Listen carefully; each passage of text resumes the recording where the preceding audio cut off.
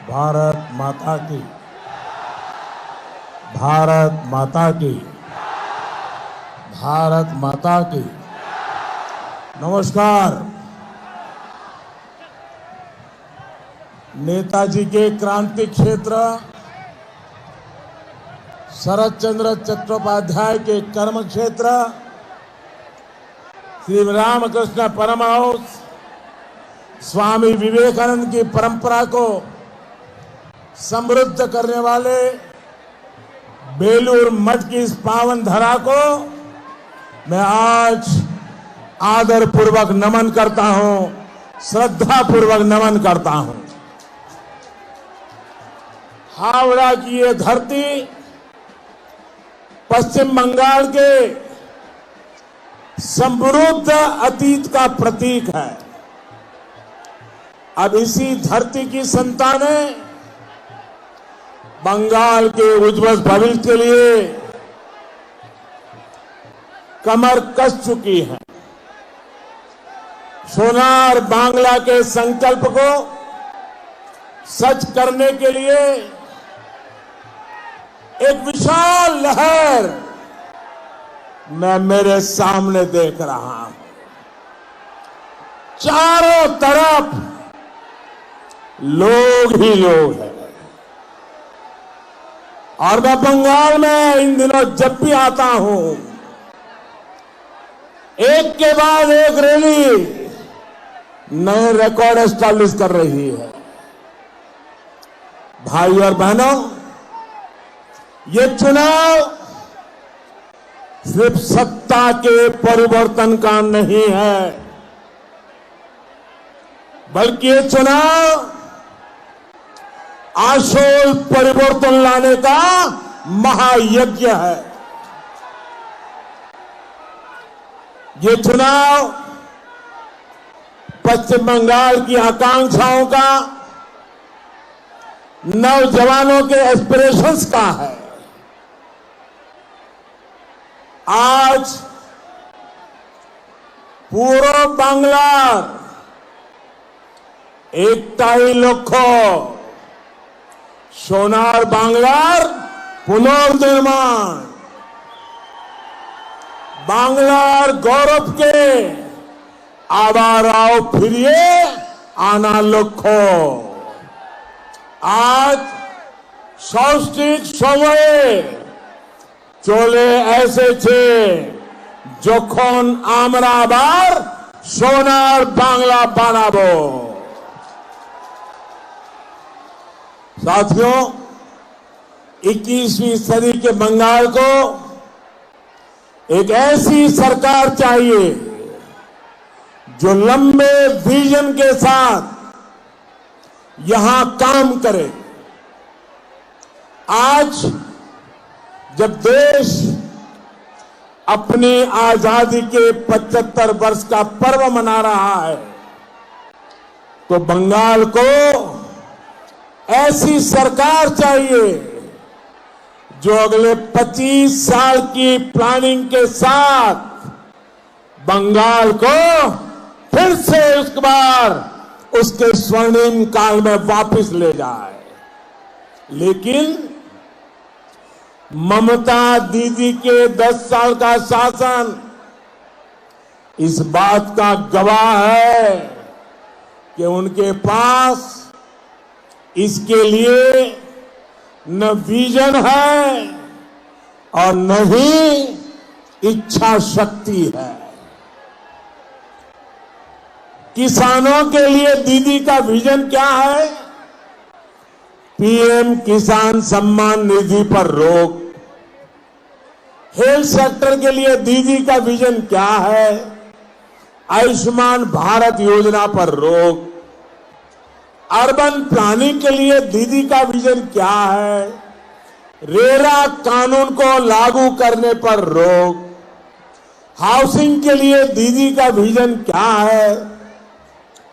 PM Awas Yojana की सुस्त रफ्तार और ऊपर से कटमनी।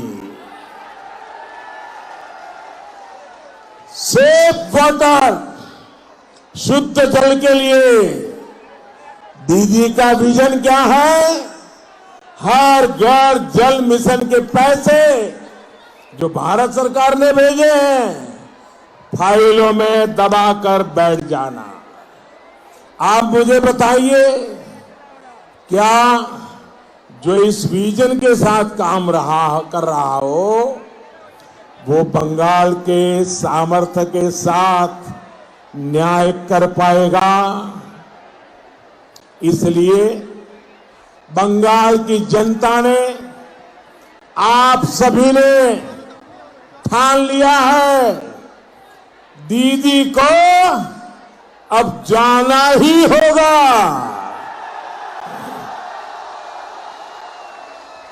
दीदी को अब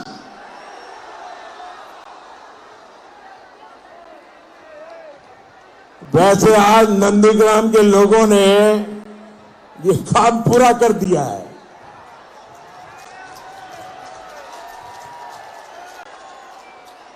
अब बंगाल की जनता और इंतजार नहीं कर सकती।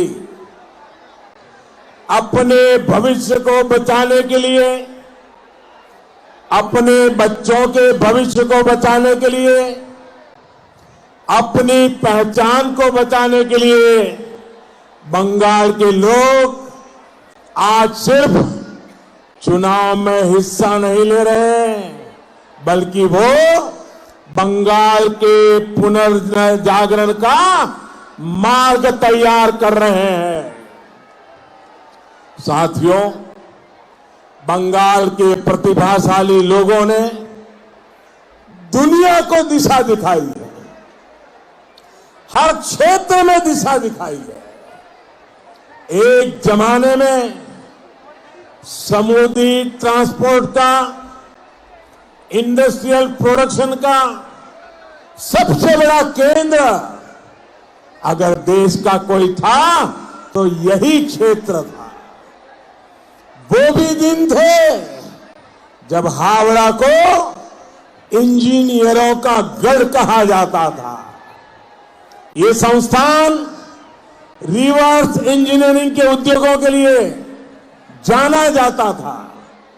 ये वो समय था जब यहां सैकड़ों मेटल कारखाने हुआ करते थे, लेकिन गवर्नेंस की कमी ने, सुशासन की कमी ने ये सब तबाह कर दिया। नतीजा ये कि यहां के बड़े बड़े कल कारखाने इतिहास हो गए। आयरन स्टील इंडस्ट्री हो, पीवीसी मोल्डिंग यूनिट्स हो, ऐसे अनेक उद्योग या तो बंद हो गए या बंद होने की कगार पर है। यहां के जूट उद्योग की स्थिति, जरी उद्योग की स्थिति सबसे आप भली भांति परिचित है। साथियों, जो भी बंगाल के पूर्वजों ने कमाया था, जो भी बंगाल के पूर्वजों ने जुटाया था, यहां जो भी सरकारें आई, सभी सरकारों ने बर्बाद करके रख दिया है। आज दीदी की सरकार की पहचान क्या है? दीदी की सरकार यानी तोलाबाजों की सरकार। दीदी की सरकार यानी सिंडिकेट की सरकार। दीदी की सरकार यानी माताओं बहनों पर अत्याचार करने वालों की सरकार। और ऐसे में बंगाल का नौजवान सबसे ज्यादा परेशान है। तेजी से बदलती हुई दुनिया में यहां का नौजवान हर रोज नए अवसर गंवा रहा है। नतीजा ये कि यहां के टीचर खून से चिट्ठियां लिखने के लिए मजबूर है।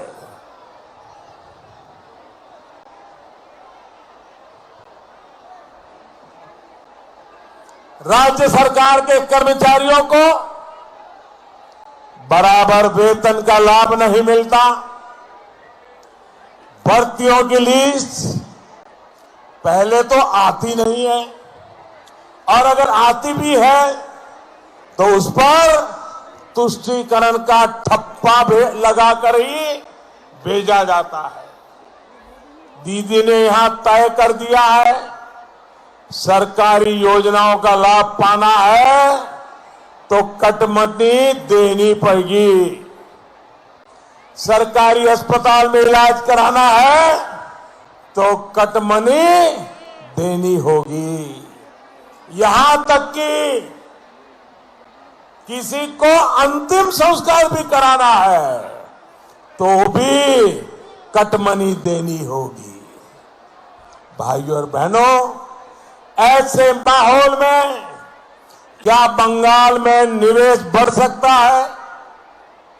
ऐसे माहौल में बिजनेस का माहौल कैसे बनेगा? ऐसे माहौल में नौजवानों से सपने कैसे पूरे होंगे? यहां जो उद्योग बीते 10 साल में फला फूला है वो है वसूली उद्योग, तोलाबाजी उद्योग, तस्करी उद्योग, माफिया उद्योग। दीदी ने गरीब से सेहत और नौजवान से उनका भविष्य छीन लिया। भाइयों और बहनों, जैसे जैसे 2 मई का दिन करीब आ रहा है, दीदी की बौखलाहट बढ़ती ही जा रही है। दीदी कभी मुझे बाहरी कहती है तो कभी टूरिस्ट कहती है। उनका गुस्सा देखकर मैं कभी कभी सोच में पड़ जाता हूं। जिस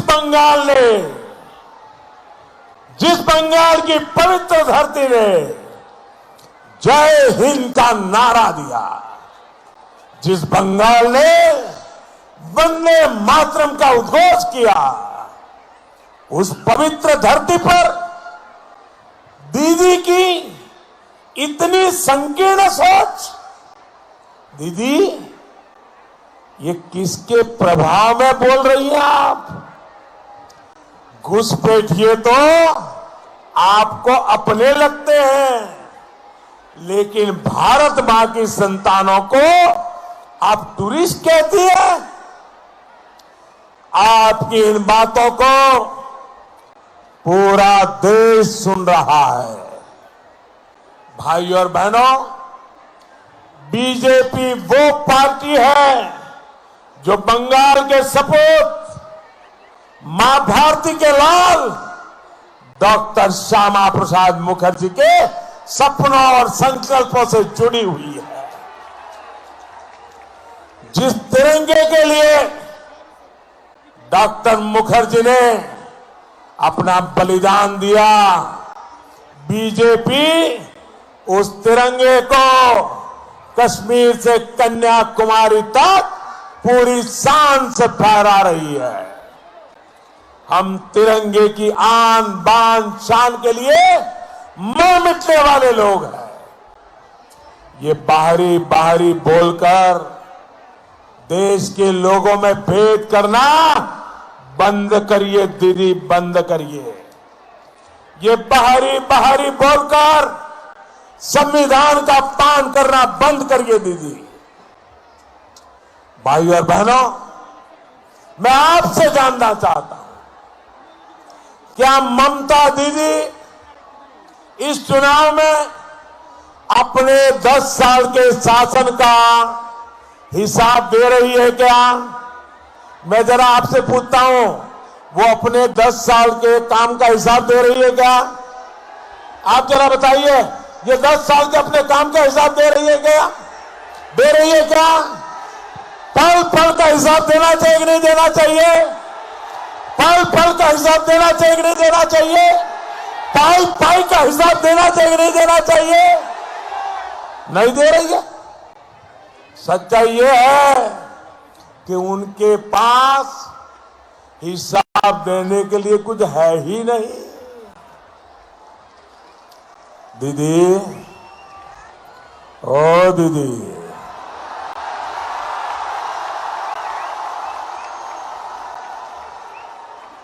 उलूबेड़िया के, हावड़ा के ये लोग आपसे जानना चाहते हैं अम्फान राहत के पैसे कहां गए।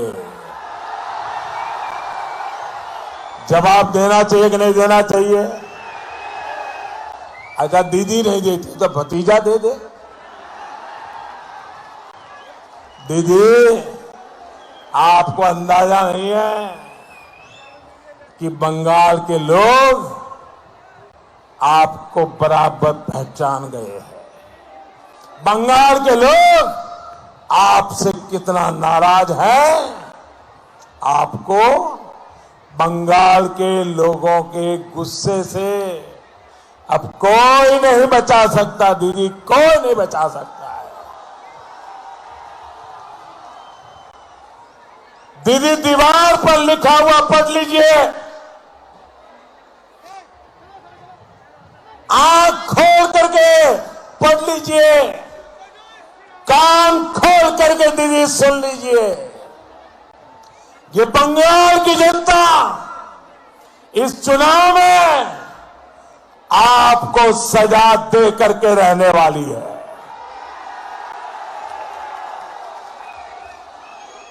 और पहले चरण के मतदान के बाद तो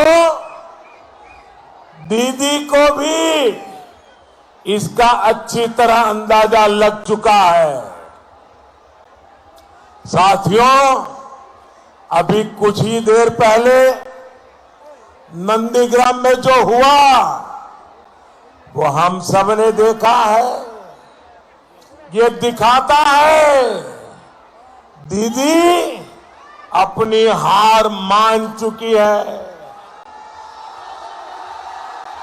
ये दिखाता है बंगाल में बीजेपी की सरकार बनने जा रही है।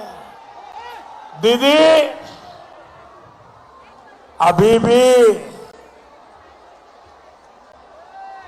आखिरी तबक्का जो है उसके चुनाव के नामांकन अभी बाकी है। जरा बताइए ये अफवाह में कितनी सच्चाई है?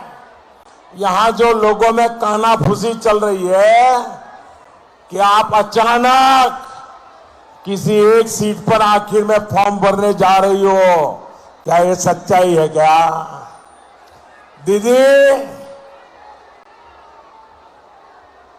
पहली बार आप वहां गई, वहां की जनता ने दिखा दिया। अब कहीं और जाओगी, ये बंगाल के लोग तैयार बैठे हैं। भाई और बहनों, बीजेपी बंगाल के चौतरफा विकास के लिए प्रतिबद्ध है। केंद्र सरकार यहां हावड़ा सहित कोलकाता से सटे इस पूरे क्षेत्र में आधुनिक कनेक्टिविटी पर बहुत अधिक फोकस कर रही है। मेट्रो सेवा का विस्तार आज तेजी से किया जा रहा है। हाईवे और रेल कनेक्टिविटी को भी सशक्त किया जा रहा है। हल्दिया से बनारस के बीच इनलैंड मोटरवे का विस्तार किया जा रहा है। इनलैंड मोटरवे को सस्ते ट्रांसपोर्ट का बेहतरीन माध्यम बनाने का प्रयास तेजी से चल रहा है। कनेक्टिविटी बेहतर होगी तो उद्योग के लिए, निवेश के लिए एक अच्छा माहौल बनेगा। भाई और बहनों, भाजपा की डबल इंजन की सरकार की पॉलिसी यहां के जूट उद्योग को बल देने की है। यहां जूट मिलों के मजदूर कोर्ट कचहरी के चक्कर लगाने के लिए मजबूर है। भाजपा की केंद्र सरकार जूट किसानों से लेकर जूट मजदूरों तक हर एक को मदद पहुंचाने में जुटी है। भाजपा सरकार जूट को सिंगल यूज प्लास्टिक, विशेष तौर पर पैकेजिंग मटेरियल का विकल्प न सिर्फ भारत में बल्कि ग्लोबली बनाने के लिए लगातार कोशिश कर रही है। केंद्र सरकार ने खाद्यान्न की पैकेजिंग 100% जूट में और चीनी की पैकेजिंग 20% जूट में करने को अनिवार्य बनाया है। बीते 6 साल में केंद्र सरकार ने जूट का एमएसपी 85% से अधिक बढ़ाया है। जूट किसानों को बेहद बीज मिले, इसके लिए हमारी सरकार ने एक विशेष बीज वितरण योजना शुरू की गई है ताकि उन्नत किस्म के बीज किसानों को मिल सके। भाई और बहनों, दीदी की सरकार ने सिर्फ जूट किसानों और जूट मिलों के साथ ही अन्याय नहीं किया, बल्कि यहां के पान और आलू किसानों को भी अपने हाल पर छोड़ दिया। भंडारण की, कोल्ड स्टोरेज की सुविधा के अभाव में आलू किसानों को बहुत अधिक नुकसान में हर बार अपनी उपज को बेचना पड़ता है। आलू किसानों को तोलाबाजों ने, बिचौलियों ने बर्बाद करके रख दिया है। भाजपा की डबल इंजन की सरकार आलू किसानों को बिचौलियों से मुक्त करने के लिए प्रतिबद्ध है। बंगाल में बीजेपी सरकार बनने के बाद यहां फूड प्रोसेसिंग उद्योग को, स्टोरेज कैपेसिटी को बढ़ाने पर और तेजी से काम किया जाएगा। साथियों, दीदी ने बंगाल के किसानों के साथ बहुत बड़ा विश्वासघात किया है। देश के किसान अपनी छोटी छोटी जरूरतें पूरी कर सके, इसलिए केंद्र सरकार ने पीएम किसान सम्मान योजना शुरू की है। इस योजना के तहत अब तक देश के 10 करोड़ से अधिक किसान उनके बैंक खाते में सीधे 1.25 लाख करोड़ रुपए, सुनिए दोस्तों, 1.25 लाख करोड़ रुपए से ज्यादा सीधे किसानों के खाते में जमा किए। लेकिन बंगाल के एक भी किसान को इसका लाभ नहीं मिला। क्यों? दीदी को किसानों से दुश्मनी लगती है। अब बंगाल में जैसे ही बीजेपी की सरकार बनेगी, बंगाल के किसानों को पीएम किसान योजना का लाभ देने का काम शुरू किया जाएगा। बंगाल के हर किसान के बैंक खाते में सीधे, कोई कटमनी नहीं, कोई बिचौलिया नहीं, बंगाल के किसान के बैंक खाते में सीधे 18,000 रुपये हर एक किसान के खाते में जमा किए जाएंगे। 18,000 रुपये।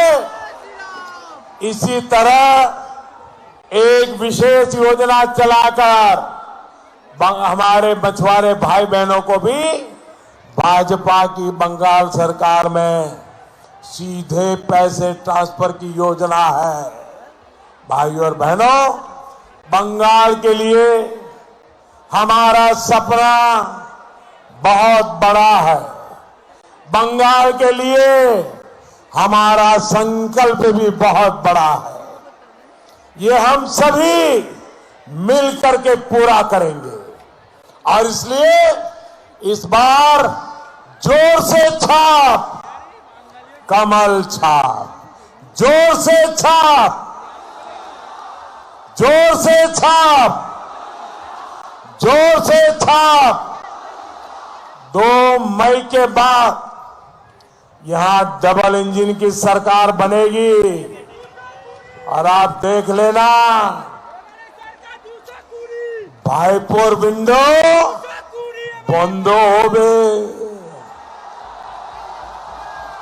भाईपुर विंडो बंद होबे, निवेशर विंडो खुलबे, निवेशर विंडो खुलबे, शिल्पर विंडो खुलबे। आपनारा आपनारा भय पाबेन ना, आपनारा भय पाबेन ना, आपनारा निश्चिंते भोट दिन, आपनारा निश्चिते भोट दिन। आप सभी का भारी संख्या में आकर हम सबको आशीर्वाद दिया, इसके लिए मैं आप सबका बहुत आभार व्यक्त करता हूं। मेरे साथ बोलिए भारत माता की। दोनों मुट्ठी बंद करके पूरी ताकत से बोलिए, सारे तोलाबाजों को पता चल जाए, भारत माता की, भारत माता की, भारत माता की। वंदे वंदे वंदे वंदे वंदे वंदे वंदे वंदे